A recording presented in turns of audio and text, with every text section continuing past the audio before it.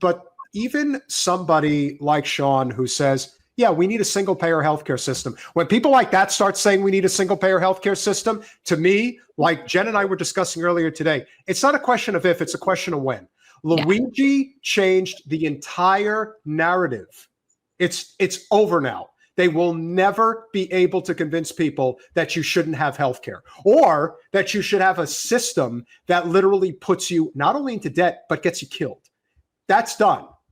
And so I wanted to play this clip. I had mentioned this to you earlier, Jen.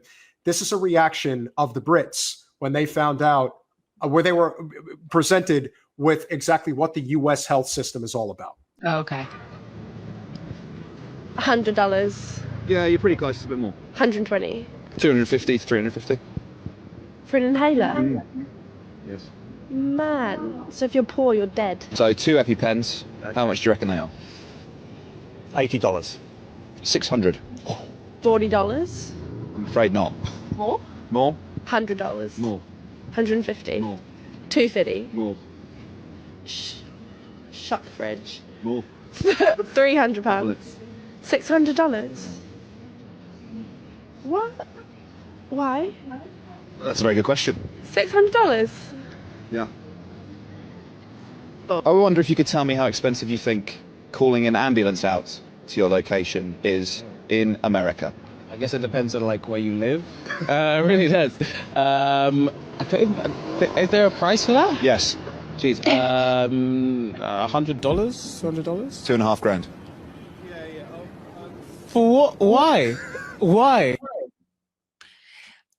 They can't wrap their heads around it. And the thing is that this is why when we have these discussions about what is the left, who are the Democrats, they're not leftists because they're actually right of center.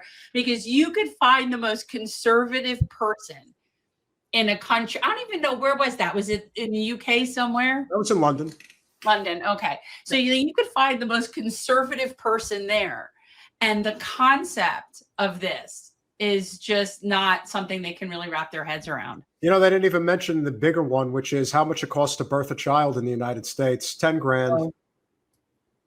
It's expensive. Oh, yeah.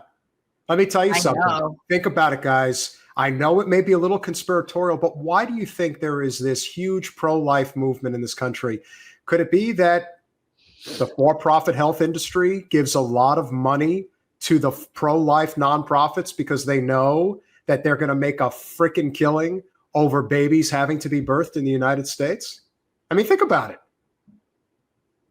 I don't know, but you know what? It's like they definitely don't use it as an opportunity to do anything about things like prenatal care.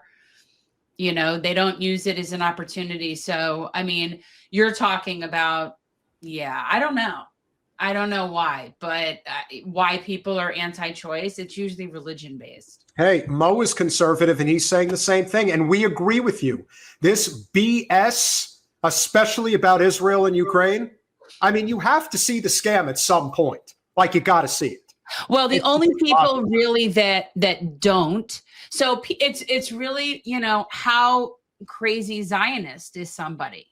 You know, how much do they believe and how religious are they? That seems to be where it is, because working people, regular, just working people, you know, they seem to want to, you know, keep their resources here and not be sending money overseas. Oh, you're not kidding. And this is where the tie-in with Mangione comes into play, because what you have to remember, which is very important, when you're dealing with this idea that we had a national manhunt thrown at this guy because he committed a murder, allegedly committed a murder, but he did it to one of the most powerful executives in the country. They had to put out a nationwide manhunt. Well, and here's the tie-in with Palestine. Now it gets interesting. So watch this clip. Dad's dad got shot twice in the back of the head in what the police called a robbery gone wrong, and they never even really searched for the guy who did it. And they told my entire family that there wasn't anything more they could have done. I guess the part they decided to leave out was unless he's a CEO. Because remember, this man committed what police described as the perfect crime.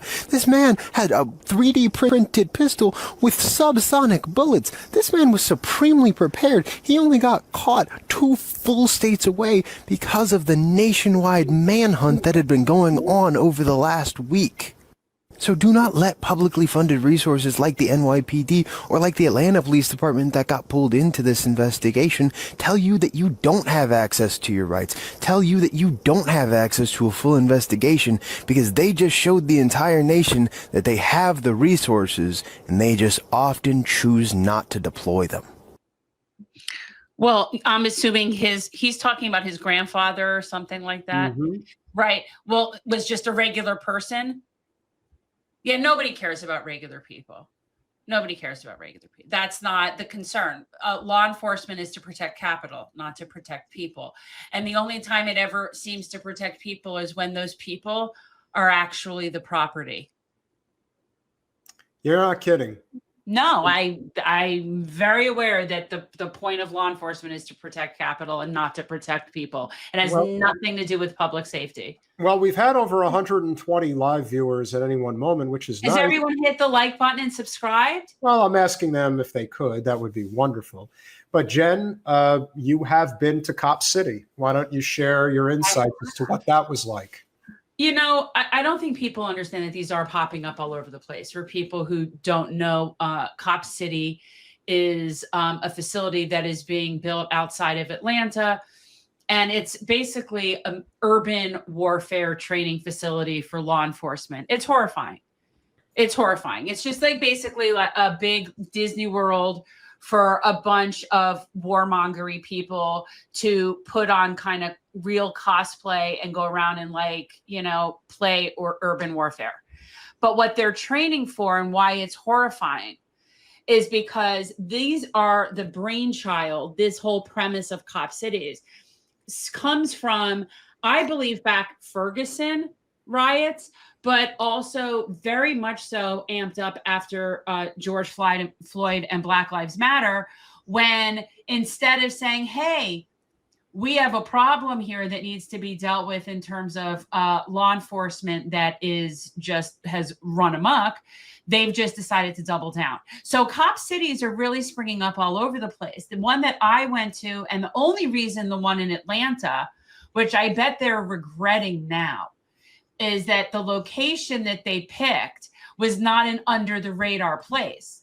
Most of these cop cities are probably just going up in warehouse districts or wherever, and places where nobody would even notice or care. But the one in Atlanta is in a indigenous sacred space that is a green space that's supposed to be protected. And it's referred to as the lungs of Atlanta because it is like the greenest space outside, right, in or within the city limits, but it's just really devastating that they're doing this.